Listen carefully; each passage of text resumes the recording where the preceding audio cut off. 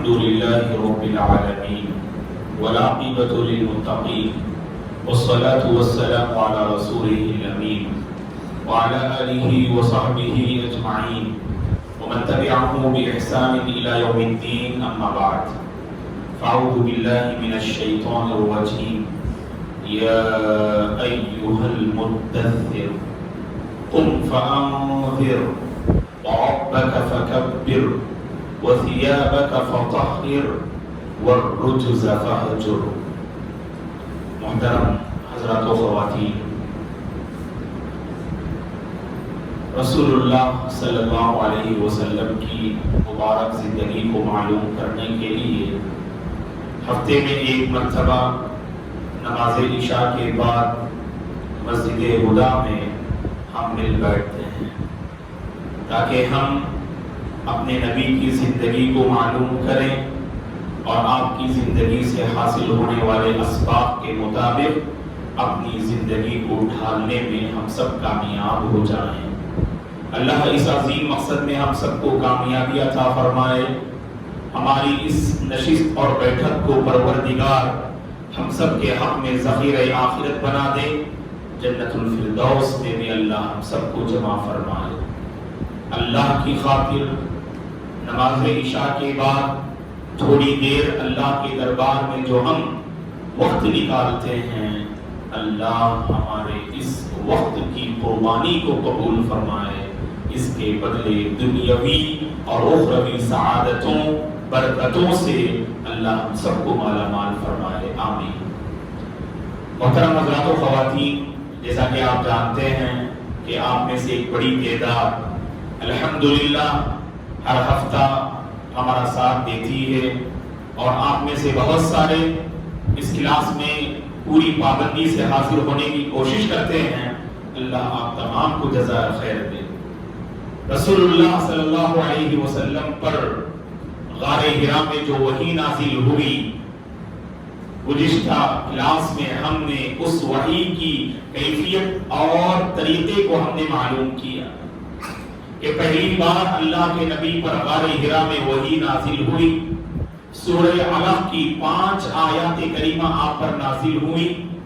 اللہ کے نبی گھبرا جاتے ہیں، گھر لوٹتے ہیں، مائیں خدیجہ سے کہتے ہیں کہ زملونی زملونی یا خدیجہ، اے خدیجہ مجھ پر کمبل اڑا دو، مجھ پر چادر اڑا دو. تھوڑی دیر کے بعد جب آپ اپنے اندر قدرے تھوڑی تسلی محسوس کرتے ہیں تو ماں خدیجہ رضی اللہ عنہا سے اللہ کے نبی فرماتے ہیں، اے خدیجہ مجھے کیا ہو گیا؟ ایسا لگتا ہے کہ میری جان چلی جائے گی. ماں خدیجہ رضی اللہ عنہا نے اس موقع پر تسلی کے الفاظ فرمائے اور کہا اللہ کے نبی سے، اے اللہ کے نبی ہرگز ایسا نہیں ہو سکتا کہ آپ ضائع نہیں ہوں گے اور اللہ آپ کو ضائع نہیں کر سکتا. اللہ آپ کو ذلیل اور رسوا نہیں کر سکتا کیونکہ آپ کے اندر اتنے اچھے اوصاف ہیں. رشتوں کو جوڑتے ہیں، آپ مہمان کی مہمان نوازی کرتے ہیں. جن کو کمانا نہیں آتا ان کو آپ کما کر دیتے ہیں، اور جن کو بوجھ اٹھانا نہیں آتا ایسے لوگوں کا بوجھ آپ اٹھاتے ہیں. حق کے معاملے میں، نیکی کے معاملے میں ہمیشہ آپ مدد کرتے ہیں. ایسے اوصاف آپ کے اندر پائے جاتے ہیں. اللہ کیسے آپ کو ضائع کر سکتا ہے؟ تو آپ کی پچھلی زندگی کی جو خوبیاں تھیں، ماں خدیجہ رضی اللہ عنہا نے ان خوبیوں کو وہاں یاد دلایا اور کہا کہ ایسے عظیم انسان کو رب ضائع نہیں کر سکتا، لہذا آپ کو گھبرانے کی ضرورت نہیں، پریشان ہونے کی ضرورت نہیں. اس کے بعد کیا کیا؟ ماں خدیجہ رضی اللہ عنہا نے رسول اللہ صلی اللہ علیہ وسلم کو اپنے چچا کے بیٹے، چچیرے بھائی ورقہ بن نوفل کے پاس لے جاتی ہیں. یہ ورقہ بن نوفل کون تھے؟ زمانہ جاہلیت میں انہوں نے عیسائیت کو اختیار کر لیا تھا، عیسائی بن گئے تھے اور عبرانی زبان کو اچھے انداز سے لکھنا جانتے تھے. اور پوری انجیل جو حضرت عیسیٰ علیہ السلام پر اللہ نے جو کتاب نازل فرمائی، اس انجیل کو عبرانی زبان میں لکھنے کی صلاحیت ورقہ بن نوفل کے پاس تھی. عیسائی تھے، عبرانی زبان جانتے تھے اور عبرانی زبان میں انجیل کو لکھنے کا ہنر تھا، لیکن زیادہ عمر ہونے کی وجہ سے ان کے آنکھوں کی روشنی ختم ہو گئی تھی۔ ورقہ بن نوفل کے پاس چونکہ علم تھا، آسمانی کتاب کا علم تھا، اسی لیے مائیں خدیجہ نے مناسب سمجھا کہ صلی اللہ علیہ وسلم کو ان کے پاس لے جاتے ہیں تاکہ معاجرہ اور معاملے کو سن کر ورقہ بن نوفل کے پاس کچھ تسلی کی باتیں اللہ کے نبی کو مل جائیں۔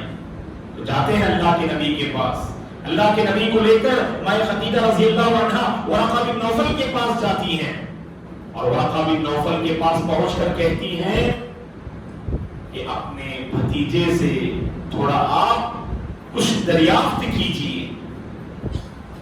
تو ورقہ بن نوفل اللہ کے رسول کی جانب مخاطب ہو کر یہ سوال کرتے ہیں، اے میرے بھتیجے بتائیے تمہیں کیا نظر آتا ہے؟ صحیح بخاری کی حدیث ہے۔ ورقہ بن نوفل پوچھتے ہیں اللہ کے نبی سے، اے بھتیجے بتائیے تمہیں کیا نظر آتا ہے؟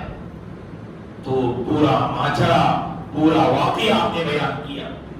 غار حرا میں تنہا عبادت کے لیے میں جایا کرتا تھا، اچانک ایک دن ایک فرشتہ میرے سامنے حاضر ہوا اور اس نے مجھ سے کہا کہ پڑھیے، اور میں نے کہا کہ مجھے پڑھنا نہیں آتا، اور جب میں نے بار بار یہی الفاظ میں نے دہرائے تو اس کے بعد اس نے مجھے اپنے سینے سے لگایا اور یہ آیات کریمہ اس نے مجھ پر جو ہے نازل فرمائی۔ یہ پورا واقعہ جو غار حرا میں 21ویں تاخرات 21ویں رمضان میں جو پہلی تاخرات میں جو واقعہ پیش آیا، اس واقعے کو ورقہ بن نوفل کے پاس اللہ کے نبی بیان کرتے ہیں۔ پکار اٹھتے ہیں ورقہ، چیخ اٹھتے ہیں، ورقہ بن نوفل کہتے ہیں یہی وہ فرشتے ہیں جو حضرت موسیٰ کے پاس آیا کرتے تھے۔ پکارتے ہوئے کہتے ہیں ارے یہ تو وہی فرشتے ہیں جو حضرت موسیٰ علیہ السلام کے پاس آیا کرتے تھے، کیونکہ آپ جانتے ہیں اللہ نے وحی کو انبیاء تک پہنچانے کی جو عظیم ذمہ داری تھی، اللہ نے اسے کس کے حوالے کیا؟ حضرت جبریل علیہ السلام کے حوالے کیا۔ جتنے انبیاء گزرے ان انبیاء تک اللہ کا پیغام پہنچانے والے یہ فرشتوں کے سردار جبریل علیہ السلام تھے۔ انہوں نے آسمانی کتاب میں پڑھا تھا، انجیل اور تورات میں پڑھا تھا، تو کہا کہ یہ تو وہی فرشتہ ہے جو حضرت موسیٰ علیہ السلام کے پاس آتے تھے۔ اس کے بعد آپ نے ایک بات کہی، اللہ کے نبی کو سن کر بڑا تعجب ہوا۔ ورقہ بن نوفل نے کہا اس کے بعد یہ تو وہی فرشتہ ہے جو موسیٰ کے پاس آیا کرتے تھے، کاش میں طاقتور ہوتا اور زندہ ہوتا جب تمہاری قوم تمہیں اپنی بستی اور وطن سے نکال دے گی۔ کیا کہا ورقہ بن نوفل نے؟ کاش میں طاقتور ہوتا اور زندہ ہوتا جب تمہاری قوم تمہیں اپنی بستی اور قوم سے نکال کر باہر کر دے گی۔ اللہ کے نبی کو تعجب ہوتا ہے، فرماتے ہیں اللہ کے نبی پوچھتے ہیں ورقہ بن نوفل سے کیا میری قوم مجھے نکالے گی؟ کیونکہ اللہ کے نبی اپنی قوم کے بارے میں جانتے تھے، قوم والے آپ کو صادق کہتے تھے، امین کہتے تھے، آپ کے فیصلے سے راضی ہوتے تھے، آپ کا احترام کرتے تھے، آپ کی عزت کرتے تھے، اور معاشرے میں عام لوگوں کی بنسبت اللہ کے نبی کی جو 40 سالہ پاک باز صاف و شفاف جو زندگی تھی، دوسرے سب آپ کی قدر کرتے تھے۔ تعجب اللہ کے نبی کو، جو قوم میرا احترام کرتی ہے، جو قوم میری عزت کرتی ہے، ایسی قوم مجھے باہر نکالے گی؟ کیونکہ اللہ کے نبی دیکھیے دوستو عالم الغیب نہیں تھے، اس کی سب دلیلیں ہیں۔ بعض لوگ دعویٰ کرتے ہیں نعوذ باللہ، غلط عقیدہ ہے کہ ہمارے نبی عالم الغیب تھے، کہا کہ نہیں، ہمارے نبی انسان تھے لیکن سب سے بہترین انسان تھے۔ ہمارے نبی اللہ کے پیغمبر تھے، پیغمبروں میں سب سے اونچا مقام تھا آپ کا۔ اللہ کے نبی اپنے مستقبل سے واقف نہیں ہیں، آگے کیا ہوگا، مکی زندگی میں کیا معاملات پیش آئیں گے، مدنی زندگی میں کیا معاملات پیش آئیں گے، کیا واقعات، کون آپ کے ہاتھوں اسلام قبول کریں گے، کون مخالفت کریں گے، اور کیا کیا 20-25 سالہ زندگی میں واقعات پیش آئیں گے، آپ کو پتا نہیں۔ آپ نے تعجب کا اظہار کیا، آپ نے تعجب کیا کہ میری قوم مجھے نکالے گی۔ ورقہ بن نوفل نے کہا، ورقہ بن نوفل کو کیسے پتا چلا کہ آپ کی قوم آپ کو نکالے گی باہر؟ ورقہ بن نوفل نے جواب دیتے ہوئے کہا کہ ہاں، تم سے پہلے جتنے اللہ کے پیغمبر آئے اور انہوں نے اپنی قوم کے سامنے جب جب دعوت کی بات کہی، توحید کی بات کو پیش کیا، قوم والوں نے اپنے پیغمبروں کے ساتھ یہی معاملہ کیا۔ اور پوری تاریخ اللہ نے آسمانی کتابوں میں بیان کیا، جیسے قرآن مجید میں ہے نا، نبی نوح کی دعوت، نبی ہود کی دعوت، نبی صالح کی دعوت، نبی شعیب کی دعوت، نبی موسیٰ اور لوط کی دعوت علیہ السلام، نبی ابراہیم علیہ السلام کی دعوت۔ تو اس طرح پچھلی آسمانی کتابوں میں اللہ نے دیگر پیغمبروں کی دعوت اور ان کی قوم والوں نے ان کے ساتھ جو معاملہ کیا، ساری باتیں موجود تھیں۔ ورقہ نے پڑھا تھا اور ورقہ کو معلوم ہوا کہ جب بھی پیغمبر توحید کا جو ہے نعرہ لے کر کھڑے ہوتے ہیں، قوم والے سب سے زیادہ اس پیغمبر کی مخالفت کرتے ہیں۔ اسی لیے جب ابو سفیان سے ہرقل بادشاہ نے پوچھا کہ جب ابھی ابو سفیان حالت کفر میں تھے، آگے ہم انشاءاللہ واقعہ بیان کریں گے حبشہ کی جو ہے تاریخ میں، کہ ابو سفیان سے ہرقل کے بادشاہ نے پوچھا تھا کہ کیا محمد کے پیروکار مالدار ہیں یا غریب لوگ ہیں؟ کہا کہ غریب لوگ ہی آپ کو فالو کرتے ہیں۔ تو کہا ہرقل نے، ہر نبی کے ساتھ ایسا ہی معاملہ ہوا ہے، قوم کے جو خوشحال لوگ ہیں انہوں نے دعوت توحید کو ٹھکرایا، اور سب سے پہلے قبول کرنے والے معاشرے کے غریب طبقے کے لوگ ہی ہوا کرتے ہیں۔ اسی لیے مشرکین مکہ نے، آگے بات ہم ذکر کریں گے، انہوں نے کہا کہ اللہ تعالیٰ کو نبی محمد اور آپ کے ساتھیوں کے علاوہ اللہ کو ہمیں نظر نہیں آیا کہ ہم تو بالکل مال و دولت والے ہیں، عزت و منصب والے ہیں، ہمارے پاس کرسیاں ہیں، کہ اللہ تعالیٰ کو ہمارے علاوہ ان پر نظر پڑی، ان غریب لوگوں پر، کہ اس وحی کو تقسیم کرنے؟ اللہ نے قرآن میں فرمایا ان کا جواب دیتے ہوئے، اَوْهُمْ يَقْسِمُونَ رَحْمَتَ رَبِّكَ، کیا یہ لوگ آپ کے رب کی رحمت کو تقسیم کرنے کے لیے بیٹھے ہیں کہ کس کو جو ہے کیا ملنا چاہیے؟ اللہ بہتر جانتا ہے کون اس کی جو ہے یعنی پیغمبری کا مستحق ہے اور کون اس کی وحی کو جو ہے اتارنے کا مستحق ہے اور کون اس دعوت دین اور توحید کا مستحق ہے، اللہ کو بہتر معلوم ہے۔ بہرحال دوستو، یہاں پر ورقہ بن نوفل نے کہا آپ سے پہلے محمد جتنے پیغمبر آئے نا سب کے ساتھ ایسا ہی معاملہ ہوا۔ اس کے بعد ورقہ بن نوفل نے کہا اگر اس وقت میں زندہ رہوں تو ضرور دعوت کے سلسلے میں تمہارا بھرپور تعاون کروں گا، تمہاری ضرور مدد کروں گا۔ اور آخر میں لکھا اللہ کے نبی دعوت کی جو ہے آواز کو بلند کرنے سے پہلے ہی ورقہ بن نوفل کی وفات ہو گئی۔ ورقہ بن نوفل کافی بوڑھے ہو چکے تھے، نابینا ہو گئے تھے، آنکھوں کی روشنی چلی گئی تھی، لیکن ورقہ بن نوفل کے پاس جانے کے بعد اللہ کے نبی کو تسلی ملی، یہ جو پیغام آیا ہے یہ رب کا پیغام ہے اور اللہ نے آپ کو پیغمبری عطا کی ہے، نبوت سے سرفراز کیا ہے۔ تو اس کے بعد دیکھیے اللہ کے نبی اب تک گھبرا رہے تھے، اب معاملہ بدل گیا۔ ورقہ بن نوفل کے پاس جانے کے بعد اب وحی کا انتظار کر رہے ہیں اور وحی نازل نہیں ہو رہی ہے۔ غار حرا میں وحی نازل ہوئی، پہلی وحی 1 2 3 دنوں میں یہ سارا معاملہ پیش آیا، آپ کے دل کو قرار اور تسلی ملی۔ اب اللہ کے نبی وحی کا انتظار کر رہے ہیں اور وحی نہیں آ رہی ہے۔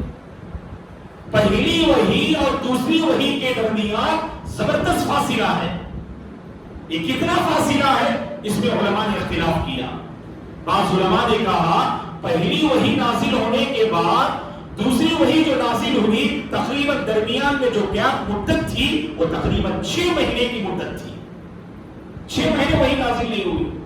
اس درمیان اللہ کے نبی کافی پریشان تھے، اور اہل السیر سیرت لکھنے والوں نے اپنی کتابوں میں لکھا ہے اللہ کے نبی بہت زیادہ گھبرا گئے، کہیں میرا رب مجھ سے ناراض تو نہیں ہو گیا، کہیں میری گھبراہٹ کی وجہ سے اللہ تعالیٰ کی ناراضگی کا میں مستحق تو نہیں بن گیا، کہیں مجھے پیغمبری سے محروم تو نہیں کر دیا گیا۔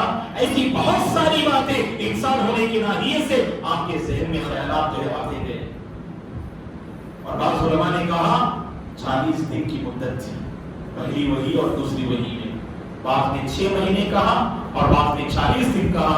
امام ابن حجر رحمۃ اللہ علیہ نے بہت بہترین بات کہی، آپ نے کہا چند دن وہی نازل نہیں ہوئی، بس وہ 6 مہینے بھی ہو سکتے ہیں، 40 دن بھی ہو سکتے ہیں، کیونکہ روایتیں جب بدلتی ہیں تو آسان طریقہ کیا ہے نکلنے کا کہ چند دن وہی نازل نہیں ہوئی۔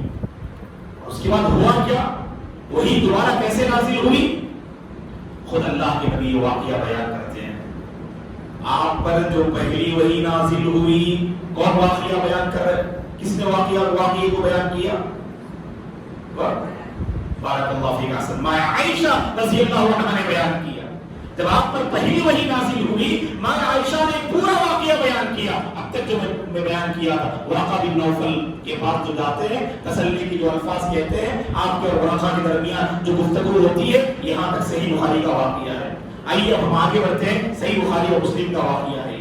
اللہ کے نبی خود فرماتے ہیں صلی اللہ علیہ وسلم، میں اسی پریشانی اور بے چینی کی حالت میں راستے سے گزر رہا تھا، مکے کے ایک راستے سے گزر رہا تھا۔ صحیح بخاری مسلم کی حدیث، آسمان سے آواز آئی یا محمد، تو آسمان سے آواز آئی تو میں نے سر اٹھا کے دیکھا تو بڑا عجیب و غریب معاملہ ہے۔ غار حرا میں اچانک کوئی انسان آتا ہے فرشتہ انسانی بھیس میں اور آپ سے کہتا ہے کہ پڑھیے، تو عجیب قسم کی گھبراہٹ آپ کے دل میں پیدا ہوئی۔ یہاں اس کے بالکل برعکس الٹا معاملہ ہوتا ہے۔ یہاں پر بھی اللہ کے نبی گھبرا جاتے۔ کیوں گھبرا جاتے اللہ کے نبی؟ اللہ کے نبی فرماتے جب میں نے اپنی آنکھ کو آسمان کی طرف اٹھایا تو میں نے دیکھا کہ حضرت جبریل علیہ السلام آسمان اور زمین کے درمیان کرسی پر بیٹھے ہوئے ہیں اور آپ کے 600 پروں کے ساتھ۔ حالت کیا ہوگی انسان تھے آپ، انتظار کی گھڑیاں تو تھی آپ کی، لیکن اچانک پہلی بار جبریل علیہ السلام کو اس منظر میں اور اس حالت میں دیکھ کر آپ کے اندر اور زیادہ گھبراہٹ آ گئی، فوراً وہاں سے باہر نکلے، یا محمد کہا، سر اٹھایا، آسمان اور زمین کے درمیان کرسی پر حضرت جبریل علیہ السلام اپنی اصلی شکل میں بیٹھے ہوئے تھے۔ اور ماں عائشہ رضی اللہ عنہا ایک دوسری بات میں فرماتی ہیں، اللہ کے نبی نے جب جبریل کو دیکھا تو اس موقع پہ فرمایا، میں نے جبریل کو اس موقع پہ دیکھا جب آپ آسمان اور زمین کے درمیان بیٹھے ہوئے تھے، آپ کے 600 پر تھے۔ اور قرآن میں اللہ نے بیان کیا فرشتوں کے پر ہوا کرتے ہیں، بعض کے 2، بعض کے 3 اور بعض کے 4۔ الحمدللہ فاطر السماوات والارض جاعل الملائکہ رسلا اولی اجنحۃ مثنی وثلاث ورباع۔ اللہ تعالیٰ نے سورہ فاطر کی ابتدائی آیات میں اللہ نے بیان کیا، اللہ نے جو فرشتوں کو پیدا کیا، کسی کو 2 پر اللہ نے دیے، کسی کو 3 پر اللہ نے دیے، کسی فرشتے کو اللہ نے 4 پر دیے، اور سبحان اللہ حضرت جبریل علیہ السلام کے 600 پر تھے۔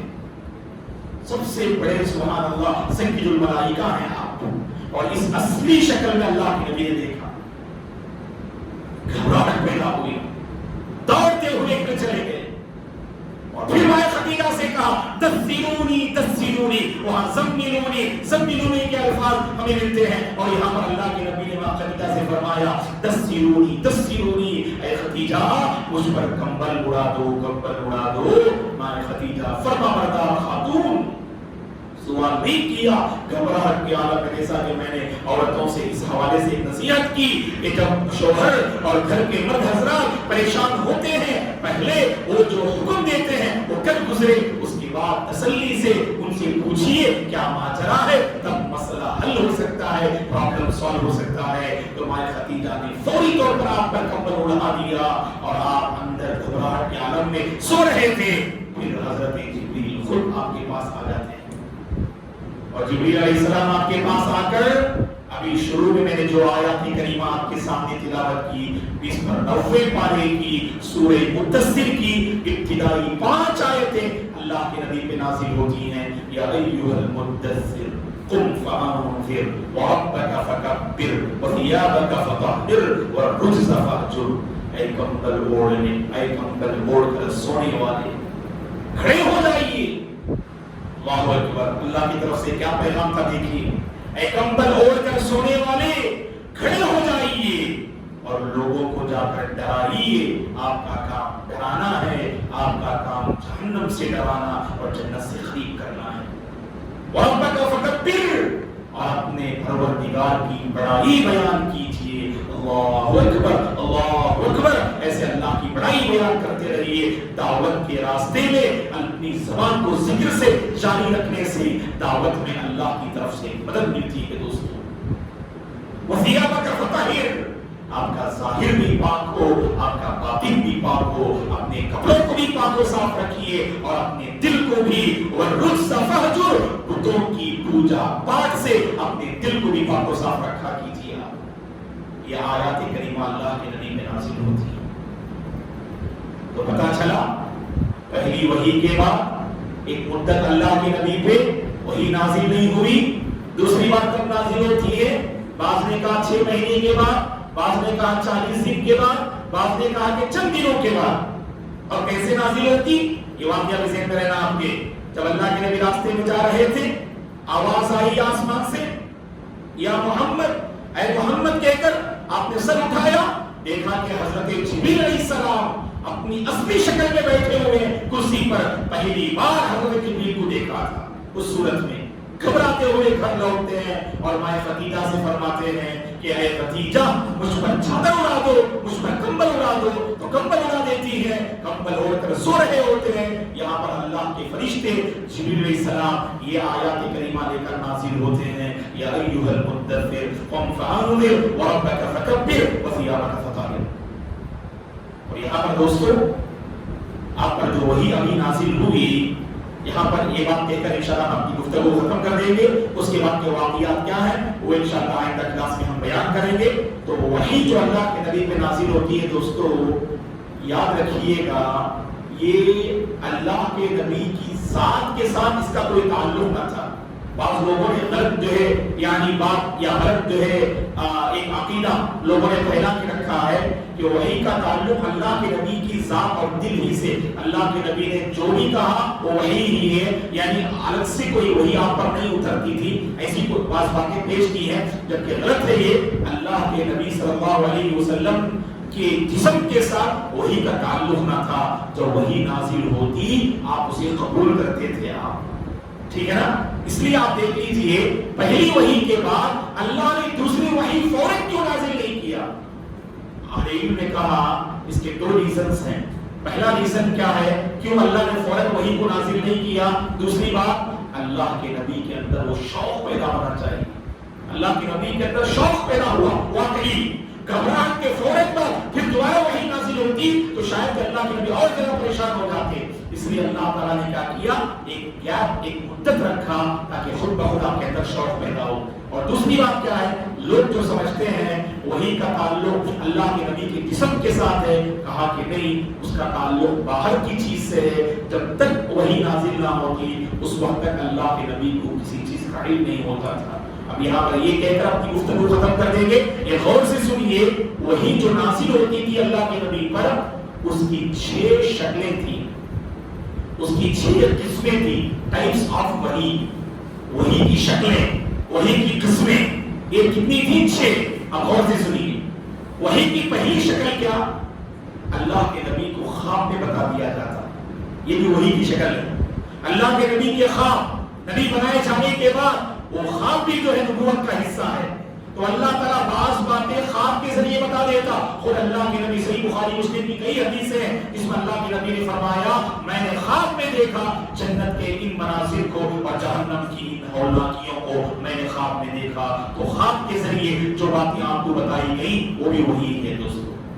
جیسا کہ عائشہ رضی اللہ عنہا فرماتی ہے کہ ابتدائی زمانے میں اللہ کے نبی پر اکثر جو ہے سچے خواب ہوا کرتے تھے اور یہ بھی وحی کا حصہ ہے. اور دوسری شکل وحی کی کیا ہے؟ باقاعدہ کوئی فرشتہ آتے ہوئے نظر نہیں آتے، بس اللہ کے نبی کے دل میں وہ بات ڈال دی جاتی. جیسے دلیل کیا؟ ایک حدیث ہے، اللہ کے نبی نے فرمایا اپنے صحابہ کے سامنے، ابھی ابھی میرے دل میں یہ بات ڈالی گئی ہے. مطلب کوئی فرشتہ وہاں پر باقاعدہ نظر نہیں آتے، اللہ کے نبی کے دل میں اللہ تعالیٰ اس میسج کو ڈال دیتا. تو اللہ کے نبی نے فرمایا ابھی ابھی میرے دل میں یہ بات ڈالی گئی ہے کہ کوئی شخص ایسا نہیں ہے اس روئے زمین میں کہ اس کی موت اس کی روزی روٹی حاصل کرنے سے پہلے آ جائے. ہر انسان کی موت اللہ نے جو روزی روٹی رکھی ہے آپ کی اتنا ضرور حاصل کریں گے. آپ زیادہ آپ پریشان مت ہو جاؤ، آپ غلط راستوں کو تلاش مت کرو. آپ اللہ کے نبی نے آگے فرمایا اچھی جو ہے روزی تلاش کرو، پاک روزی تلاش کرو. یہ اللہ کے نبی نے پیغام دیا کیونکہ تمہارے مقدر میں جتنی روزی تمہیں ملی ہے نا اتنی روزی ضرور مل کر رہے گی، اس کے بعد ہی تمہاری موت آئے گی. تو وحی کی دوسری شکل کیا؟ اللہ تعالیٰ دل میں بات کو ڈال دیتے، یہ بھی وحی. اور وحی کی تیسری شکل کیا؟ باقاعدہ فرشتے انسان کی بھیس اور انسان کے روح میں آتے تھے. اور اکثر فرشتے جس صحابی کی شکل میں آتے وہ دہیہ کلبی رضی اللہ عنہ، دہیہ کلبی رضی اللہ عنہ کی شکل میں آیا کرتے تھے. اللہ کے نبی کے پاس حضرت دہیہ بات کر رہے ہوتے اور آپ جانے کے بعد صحابہ سے پوچھتے اے میرے صحابہ جانتے ہو کون تھے؟ صحابہ کہتے کہ وہ دہیہ تھے. اللہ کے نبی کہتے کہ وہ دہیہ نہیں تھے، وہ حضرت جبریل تھے جو دہیہ کے بھیس میں آئے تھے. تو اس طرح انسانی شکل میں آنا یہ وحی کی تیسری شکل ہے. اور وحی کی چوتھی شکل کیا ہے؟ باقاعدہ حضرت جبریل علیہ السلام خود اپنی اصلی شکل میں آئے. ایسے صرف 2 مرتبہ ہوا پوری سیرت میں. 20-3 سالہ زندگی میں اللہ کے نبی نے صحیح بخاری مسلم کی حدیث سے حضرت جبریل کو 2 مرتبہ اصلی شکل میں دیکھا. ایک ابھی جو میں نے ذکر کیا، کب؟ دوسری وحی نازل ہونے سے پہلے، پہلی وحی کے بعد. اگر کوئی آپ سے پوچھے اللہ کے نبی نے جبریل کو کب دیکھا تو آپ بتائیں گے پہلی وحی نازل ہونے کے بعد اور دوسری وحی نازل ہونے سے پہلے. آسمان میں کرسی پر بیٹھے ہوئے تھے 600 پروں کے ساتھ. اور دوسری بار کب دیکھا؟ سفر معراج کے موقع پر. سدرۃ المنتہا نام سنا ہوگا آپ نے، سدرۃ المنتہا ابراہیم درخت ہے جو 7ویں آسمان کے اوپر ہے، جہاں تک فرشتے پہنچ سکتے ہیں بس. وہ سدرۃ المنتہا سے آگے کوئی بڑھ ہی نہیں سکتا ہے. سدرۃ المنتہا کے پاس اللہ کے نبی نے حضرت جبریل علیہ السلام کو اصلی شکل میں دیکھا. تو گویا کہ کون سی شکل ہے؟ یہ چوتھی شکل ہے. اور 5ویں شکل کیا ہے وہی نازل ہونے کی؟ صرف گھنٹی کی آواز آتی تھی. اور کہا احادیث میں جسے ٹن ٹن جو گھنٹی کی آواز آتی ہے نا، ایسے گھنٹی کے بجنے کی آواز صحابہ سنتے تھے اور سمجھ لیتے کہ گھنٹی کی آواز بج رہی ہے، مطلب اللہ کے نبی پر وہی نازل ہو رہی ہے. اور اہل علم نے لکھا ہے سب سے زیادہ بہت بھاری جو شکل ہوا کرتی تھی وہی کی ایک گھنٹی کی آواز. گھنٹی کی آواز کبھی ہم سنائی دیتے. اللہ کے نبی سردی کے موسم میں بھی آپ کے جسم مبارک سے پسینے ٹپکتے تھے صلی اللہ علیہ وسلم سے. اتنا زیادہ بھاری جو لگتا تھا آپ کو. اور کبھی آپ سواری پہ بیٹھتے اونٹنی پر، گھنٹی کی آواز آتی، وہ اونٹنی برداشت نہیں کرتی اس بوجھ کو اور نیچے بیٹھ جاتی تھی.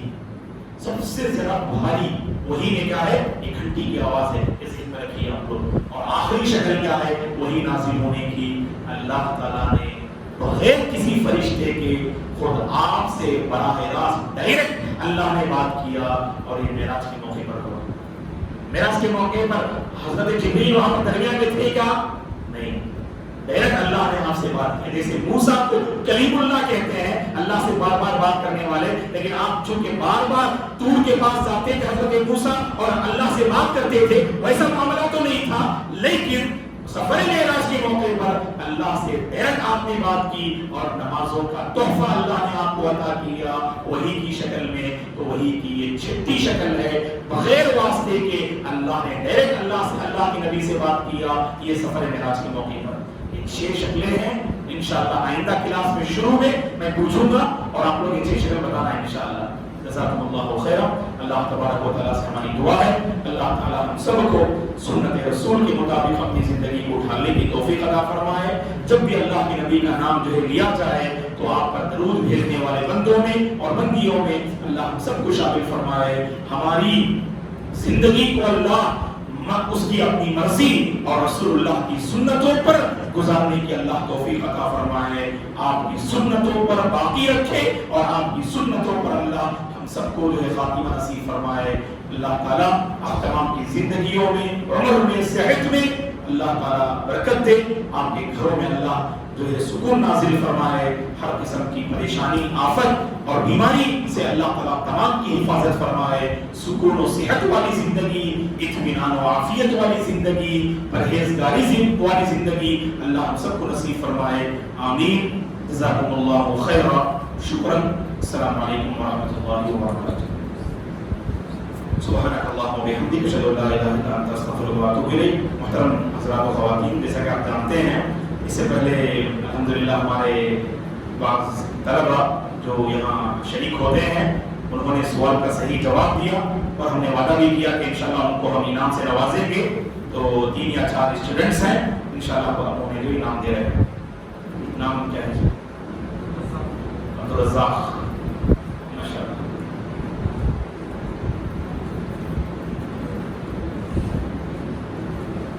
عبدالرزاق. والد صاحب کا نام جی عبدالسلام. عبدالرزاق بن عبدالسلام. ماشاءاللہ.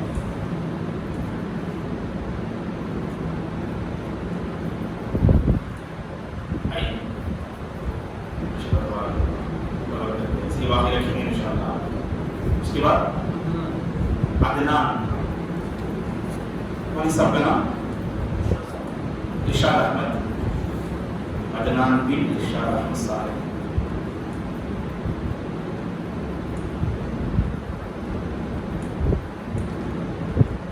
اور انعام صرف بچوں کے لیے نہیں ہے, آپ بڑے حضرات بھی جواب دے سکتے ہیں انشاءاللہ.